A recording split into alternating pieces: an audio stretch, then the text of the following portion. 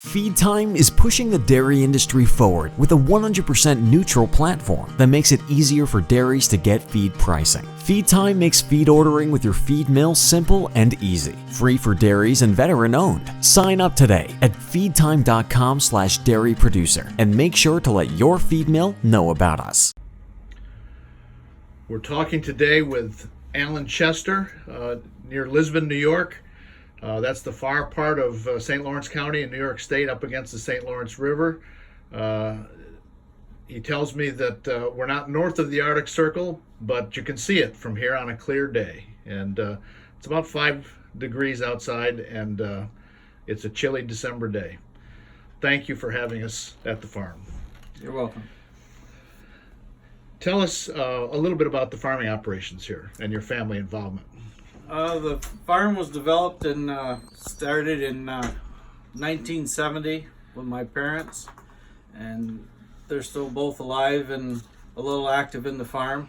Currently there's myself, my wife Amy, my daughter Brittany, and my son Brad involved in the farm with our family, and then also involved in C&M Dairy as my sister and brother-in-law Amy and Bernie Moulton. The two farms combined in 2008 to bring us up to the size we are today of 650 cows, 1,800 tillable acres. As we've been talking here, Alan, you've been making some changes in your business, not the business structure, but how you're running your farm business. You're taking a look at heifer inventories, for example. Tell us some of the changes that you're making. Probably the biggest changes that we're making is looking at this inventory, and after years of trying to merchandise fresh cows, we've decided we can't wait for that market to come back anymore. So we're reducing our heifer population. We're going to be going from in the mid 600s down to about 450 heifers. That'll give us enough animals born per month to maintain a 35% cull rate, and with a little bit of room to grow, but our facility is about at capacity now. And you're also selling your milk to Agrimark, and so there's some limit on supply there too, is that right? That's correct. We've been using the genomic testing since it first became available, and we've changed up the amount of the bulls that we use. We're pushing a lot more for components now, so we're using bulls that in our selection they have to be at least plus 90 pounds of fat and 60 pounds of protein, so that we can push the components up and keep maybe the volume of milk down. As a breeder of good cattle and some registered Holsteins, you were mentioning that using beef on some of these cows is a little bit of a emotional struggle, or at least something to get your mind around. How are you deciding what you breed to beef, and maybe some cows that you're not going to raise calves from, for example? And tell us a little bit about the beef market too in northern New York. Well, breeding beef to dairy is probably one of the hardest decisions I've had to make my whole life in farming. We started with 40 cows of every breed my father did, and we bred the herd so it's about 80% registered Holsteins. And to take a cow that's given 130 pounds and put beef semen in her, I was a little grumpy for the first 2 or 3 weeks when we were doing our time breedings. In fact, my daughter asked me to leave the barn a couple times.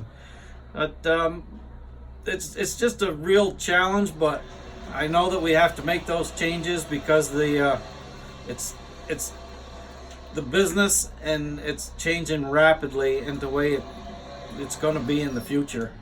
If we don't make these changes now, we're going to have to be forced to do something different. And the reduced heifer population results in lower cost for care, lower cost for feed, and you mentioned that might give you some feed to sell.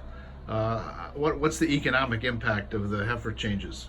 Well, when we looked at it with our financial consultant, the first thing he said after looking at our books, we brought somebody else in that wasn't on the farm before, and he said we have 200 too many heifers. So if you do the quick math, you've got 400,000 tied up in 200 heifers, and that's 200,000 a year, and that's an awful lot off the bottom line.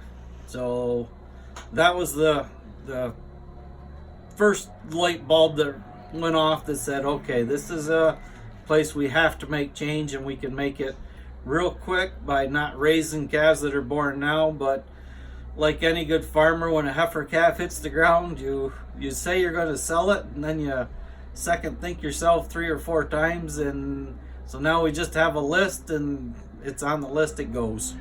You've got a pretty high criteria for the cattle that you're going to use some sex semen on, and then some of the cattle in the midpoint you're going to use conventional semen, and then you've got cattle that you're going to breed to beef bulls. What are your cutoffs, or what's the characteristics of the top end cattle that you're going to use the best semen on? Well, on a mature cow, they're going to have to be at least over our herd average, which is around 27,000 right now, and 2,000 pounds of combined fat and protein. Anything under that on a mature cow is going to get beef semen. On a first calf heifer, they're going to have to make a minimum of 20,000 pounds on their first lactation. Now, a lot of those are calving in at 1 year and 9, year and 10 months, and they're going to have a combined fat and protein of somewhere around 18,000 or 1,800. Now you're still, you've got a partnership with some registered Holstein folks, and you're doing some IVF and flush work here. Talk about that. We've been putting embryos in for 2 other partners for about 5 years now, and it's we started out with it to increase the genetic base of the herd. The heifer calves stay here. If they're real high numbers, they go back to those other partners, and they are able to use them to continue flushing or sell them so they can finance that part of the business. So we have we're putting in 10 to 15 embryos every other week, and it's really increased the genetic base of the herd. We see that in the heifers that are in the herd now that are milking. When you see first half heifers on a morning milking given 40 to 45 pounds, we milk 3 times a day, that you can, without even going in the office and looking on the computer, you know where they came from. Speaking of looking on the computer, you've long been a leader in DHI, both Dairy One here in the Northeast, and you're currently vice president at National DHI. With all the changes that are happening, where does the DHI program fit into your farm business these days? In our farm business, I mean, everything we do with genomics or parent average is all great, but the phenotypical data, the lactation numbers on those cows that come back up from testing, that's the bottom line. When you have a mature cow that's given 35,000 pounds on a lactation, her genomics might not be that high, but I mean, when you look at the numbers, and you know through their QC programs that those numbers are real, you have those override any of the genomics or any of the parent average information. Thank you, Alan. We appreciate you hosting us here at your dairy today. We're speaking with Alan Chester near Lisbon, New York. Thanks very much. You're welcome.